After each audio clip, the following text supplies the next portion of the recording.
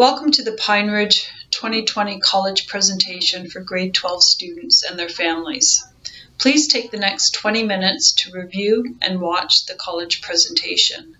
If you have questions, please feel free to contact the guidance office at Pine Ridge. Throughout the fall, we will be posting post-secondary information for grade 12 students on the grade 12 Google Classroom and on the Pine Ridge website. The agenda for this presentation includes starting the research process, the application process and timelines, academic terminology used by post-secondary schools, looking at finances, and a summary. Graduation requirements for grade 12 students include the completion of 18 compulsory credits, 12 optional or elective credits, the successful completion of the Ontario Secondary School Literacy Test or the OLC 401 course, and 40 hours of community involvement. For this year's graduating students, the ministry has changed the requirement for 40 hours of community involvement. For this year, it will be 20 hours of community involvement. When you begin your research, you need to begin early. A good place to start is the ontariocolleges.ca website. On this website, you will find information on all 26 of Ontario's colleges, and you can begin to look at admissions criteria, such as marks that are required and prerequisite courses that are required. Requirements vary from college to college, so you need to start to look at the requirements for your schools. To apply to any college, you will need your OSSD. You will need grade 12 college English or grade 12 university English, and any grade 11 or grade 12 courses that are required by the program you're applying to. In addition, there may be special prerequisites such as courses, essays, testing, or interviews required by schools. The Ontario College Virtual Fair will be held on November 4th and November 5th. Colleges for this year will be holding virtual fairs. All in-person fairs have been cancelled, including the Ontario College and University Fair that we have here at Pine Ridge. We encourage you to attend these sessions. We will have a summary of all the fall preview and open houses on the grade 12 Google Classrooms. The Ontario College Virtual Fair on November 4th and 5th will require registration. Registration information will be coming, but please take a look at the ontariocolleges.ca website for further information. Looking at research, there may be some terms such as required versus recommended courses for your program. A required course is a course that a student needs to apply to the program. It may be a grade 11 or a grade 12 course. A recommended course is not required to apply to the program, but may be used in the student's first, second, or third year of the program. When applying, you have the choice of 5 programs, and you can apply up to 3 programs at any one individual school. Other considerations when you're researching schools, you need to look at program-specific courses, professional and career pathways that you may be interested in, whether your schools or programs offer co-op or internship opportunities, and if there are any international opportunities that you may be interested in. There may be considerations for program-specific courses. Students who have graduated at a workplace level, there are programs available at some schools. These could include programs such as pre-trades, music, auto body, and many more. Not all colleges offer these programs. You need to look at the college's website or come by the guidance office for more information. Other program-specific courses, students applying to the trades and apprenticeships. There are lots of opportunities when considering the trades and apprenticeships. You can look at programs in the areas of mining, plumbing, welding, and many more. Students interested in apprenticeships can apply directly to a college for a program that they may offer, or students can find an employer or a sponsor to take them on for the apprenticeship. We encourage you to visit the Ontario Apprenticeship and Training website for details about how to apply, or drop by the guidance office and speak to a counselor about apprenticeships and trades information. Other considerations, again, tuition, looking at scholarships and bursaries, residence information, recreational and athletic programs, open houses and campus tours, which again for this year will be virtual, proximity to home, the climate, whether the schools are located in an urban area, whether they're self-contained, the school's meal plan options, facilities that are available to students. And again, when you're looking at researching, you need to look at the overall cost of the programs in schools. When looking at student residence, you want to look at the different types of residence. Well, it's an individual room or it's a shared room. Some schools offer guaranteed residence for first-year students. You need to look at what is included in the cost of the residence, what are the meal plan options, and if you're interested in off-campus housing, is this an option? In October, the online OCAS application will be available. We will be holding application sessions for students. They will be able to come down and sit with someone to take them through the application process. We will be announcing these dates and communicating these dates soon to students. Out-of-province applications are completed directly online to colleges that students are interested in. You need to research and understand all the criteria, requirements, and deadlines for schools outside of Ontario because they do not necessarily follow the same deadlines and criteria as Ontario schools. Additional information you may want to know is how does the college calculate the admissions average? What are some of the additional admissions criteria, such as interviews?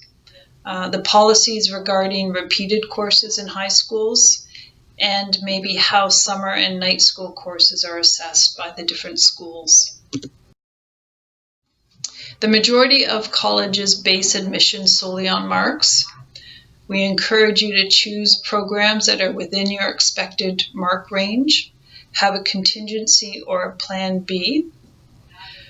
Marks for grade 11 will be used for early offers of admissions.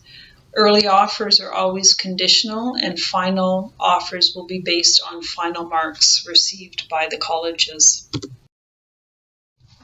If you are an ESL or an ELL student, you may need to write an English language proficiency test. You will need to find out which tests your schools will accept and what the deadlines are.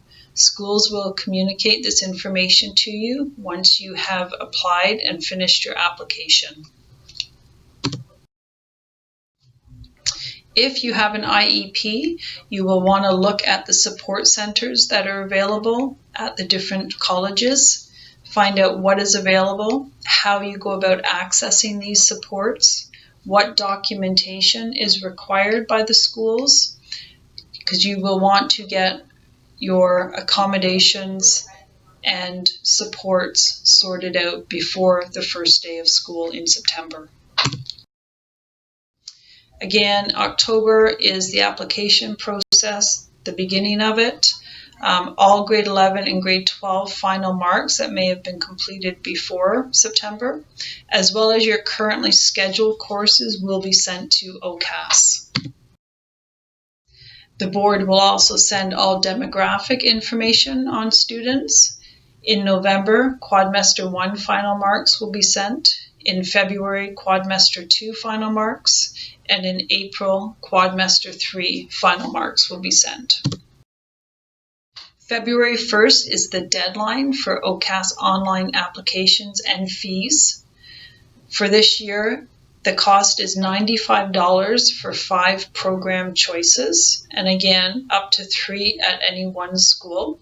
We encourage you to apply early and don't leave it to the last minute. May 1st is the last day to accept an offer from an Ontario college, and June 1st is the date where a first payment for tuition may be requested by a college. In early July, the board will send final marks to OCAS, and if you were looking at taking a summer school course, mid-August would be the time that summer school marks would be sent to the colleges.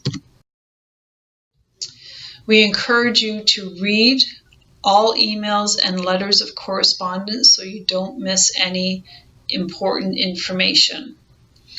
Remember that all offers that are made early are conditional and will be based on final marks. If you are not admitted into any of your programs, you can begin to search for program vacancies through OCAS and make changes directly to your application. Some of the terminology used by post-secondary schools includes a certificate program, which requires specific high school courses. It requires the completion of 2 semesters or 1 year of study. Diploma programs, again, require specific high school courses. They are normally 2 years, and an advanced diploma would be 3 years. A bachelor's degree program is entered directly from high school. It requires specific high school courses and would normally be a 4-year program. Graduate certificate programs require prior college or university certificate, diploma, or degree for admissions. Collaborative and joint programs are offered jointly by a college and a partnering university. These programs are normally applied to through the Ontario University Application Centre. Some colleges offer bachelor's degrees. These are usually industry-focused degrees such as industrial design, film, television, music, and computing. When looking at financing your education, you need to sit down and develop a budget. You'll want to look at tuition.